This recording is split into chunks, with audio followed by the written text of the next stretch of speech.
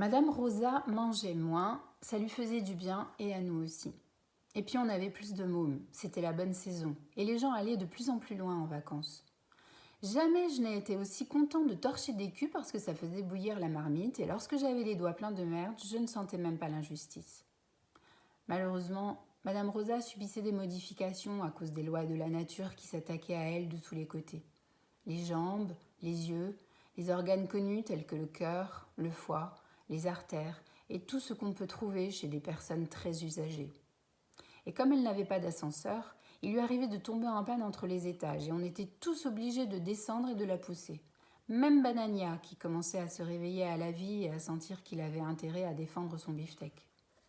Chez une personne, les morceaux les plus importants sont le cœur et la tête, et c'est pour eux qu'il faut payer le plus cher. Si le cœur s'arrête, on ne peut plus continuer comme avant. Et si la tête se détache de tout et ne tourne plus rond, la personne perd ses attributions et ne profite plus de la vie. Je pense que pour vivre, il faut s'y prendre très jeune, parce qu'après, on perd toute sa valeur et personne ne vous fera de cadeau.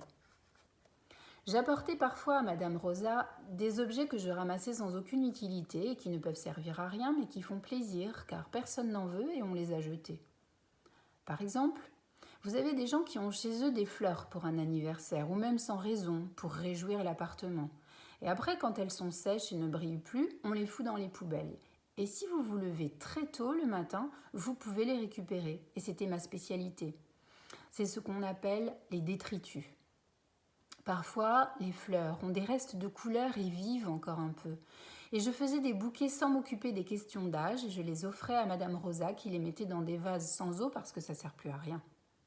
Ou alors, je fauchais des bras entiers de mimosas dans des charrettes du printemps au marché des Halles et je revenais à la maison pour que ça sente le bonheur.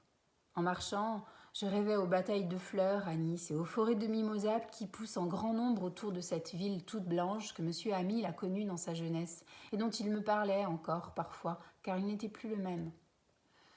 On parlait surtout le juif et l'arabe entre nous, ou alors le français quand il y avait des étrangers, ou quand on ne voulait pas être compris.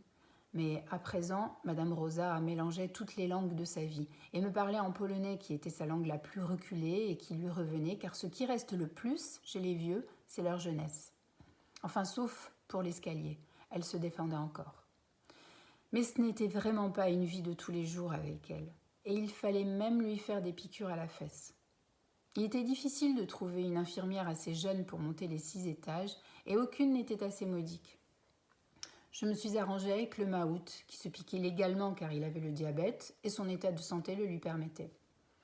C'était un brave mec qui s'était fait lui-même, mais qui était principalement noir et algérien. Il vendait des transistors et autres produits de ses vols, et le reste du temps, il essayait de se faire désintoxiquer à Marmottan où il avait ses entrées. Il est venu faire la piqûre à Madame Rosa, mais ça a failli mal tourner parce qu'il s'était trompé d'ampoule et il avait foutu dans le cul à Madame Rosa sa ration d'héroïne qu'il se réservait pour le jour où il aurait fini sa désintoxication. J'ai tout de suite vu qu'il se passait quelque chose contre nature, car je n'avais encore jamais vu la juive aussi enchantée. Elle a eu d'abord un immense étonnement et puis elle a été prise de bonheur. J'ai même eu peur car je croyais qu'elle n'allait pas revenir tellement elle était au ciel. Moi, l'héroïne, je crache dessus. Les mômes qui se piquent deviennent tous habitués au bonheur. Et ça ne pardonne pas vu que le bonheur est connu pour ses états de manque. Pour se piquer, il faut vraiment chercher à être heureux et il n'y a que les rois des cons qui ont des idées pareilles.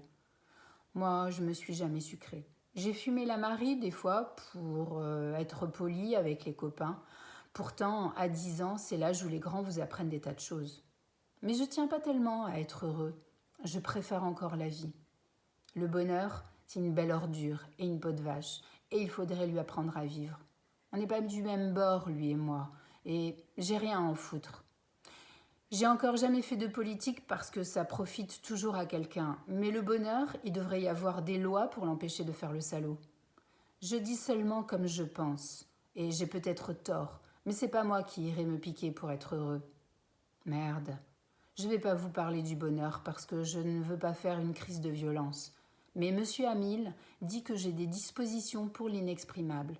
Il dit que l'inexprimable, c'est là qu'il faut chercher et que c'est là que ça se trouve. La meilleure façon de se procurer de la merde, et c'est ce que le Mahout faisait, c'est de dire qu'on ne s'est jamais piqué. Et alors, des mecs vous font tout de suite une picouse gratis parce que personne ne veut se sentir seul dans le malheur. Le nombre des mecs qui ont voulu me faire ma première picouse, c'est pas croyable. Mais je ne suis pas là pour aider les autres à vivre. J'ai déjà assez avec Madame Rosa. Le bonheur, je vais pas me lancer là-dedans avant d'avoir tout essayé pour m'en sortir. C'est donc le Mahout, c'est un nom qui ne veut rien dire et c'est pourquoi on l'appelait comme ça, qui a fixé Madame Rosa à la HLM, qui est le nom de l'héroïne chez nous à cause de cette région de la France où elle est cultivée. Madame Rosa a été prodigieusement étonnée, après quoi elle est entrée dans un état de satisfaction qui faisait peine à voir. Vous pensez, une juive de 65 ans, c'était tout ce qu'il lui fallait ? J'ai vite couru chercher le docteur Katz, car il y avait, avec la merde, ce qu'on appelle l'overdose, et on va au paradis artificiel.